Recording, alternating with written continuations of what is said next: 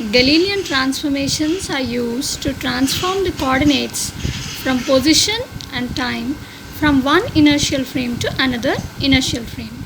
When you take two frames of reference, suppose say S and S dash, let the velocity of S dash is relative to the first one, that is the frame S. Let the velocity be V.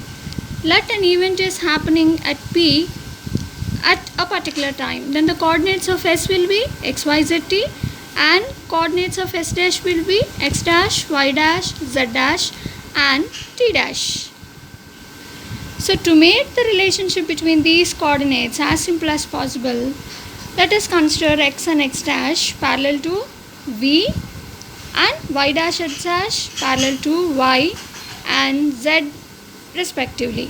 So when you count, the time is same for both the frames.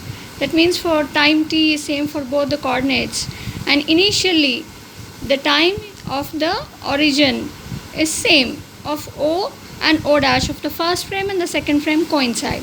Then we have x dash is equal to, so x dash is the distance in the second frame, x is the distance in the first frame, so x dash is equal to x minus vt, because the frame S dash is moving with some velocity in a time t, so x dash is equal to x minus vt because it is moving only along x axis, y dash is equal to y and z dash is equal to z. So we have already taken that t is equal to t dash. So these equations are called as Galilean transformations.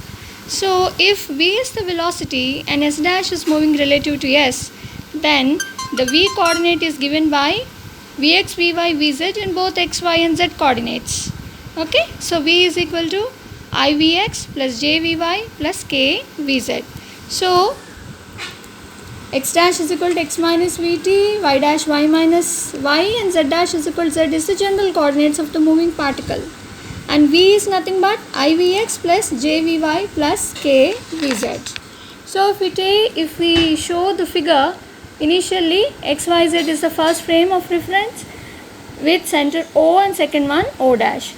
Initially O and O dash coincide. Now the first frame is moving with a velocity v, that is vt is the distance. V, velocity into time, is the distance at which the second frame is moving from the first frame.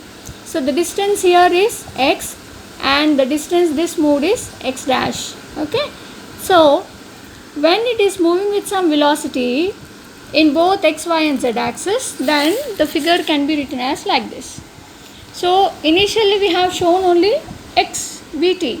Here this vt is vxt, vyt and vzt. So when you move in 3 dimensions, you get vxt, vyt and vzt.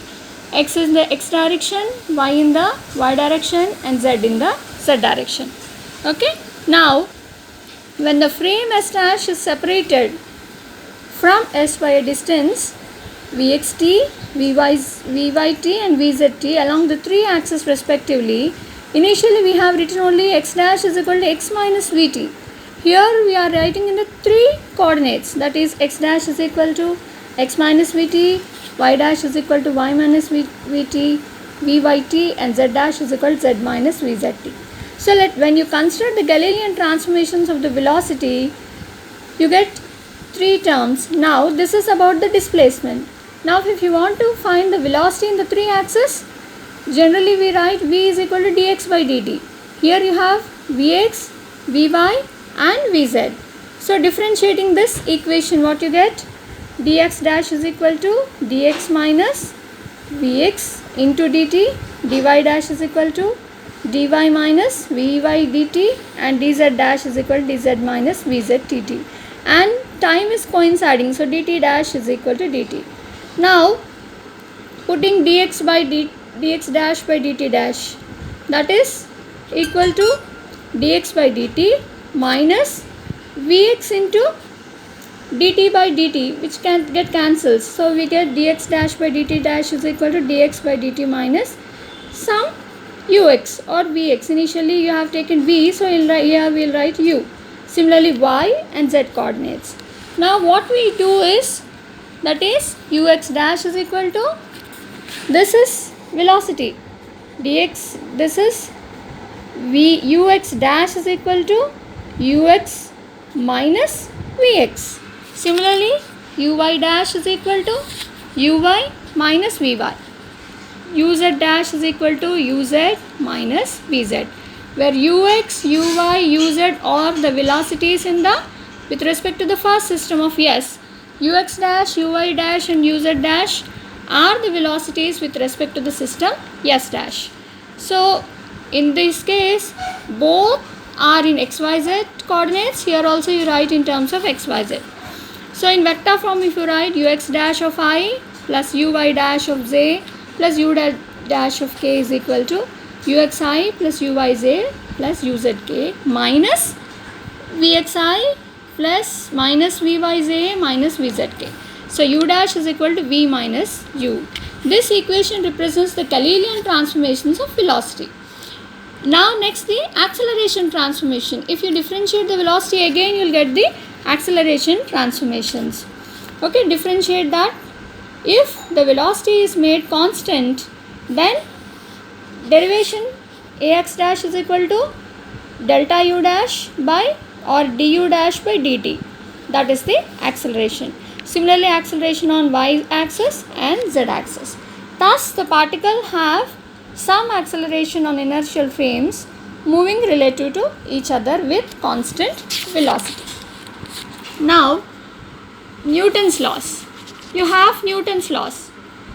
Invariance of these Newton's laws. According to Newton's law, force is equal to mass into acceleration, or mass into rate of change of velocity.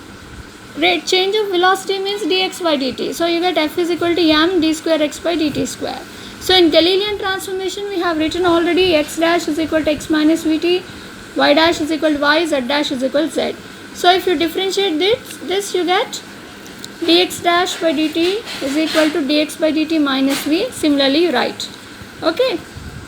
And dx dash by dt square is equal to dx dash square by dt square. Because the velocity is constant, acceleration is 0. So m into d square x, f is equal to ma. M into a is square of d square x by dt square.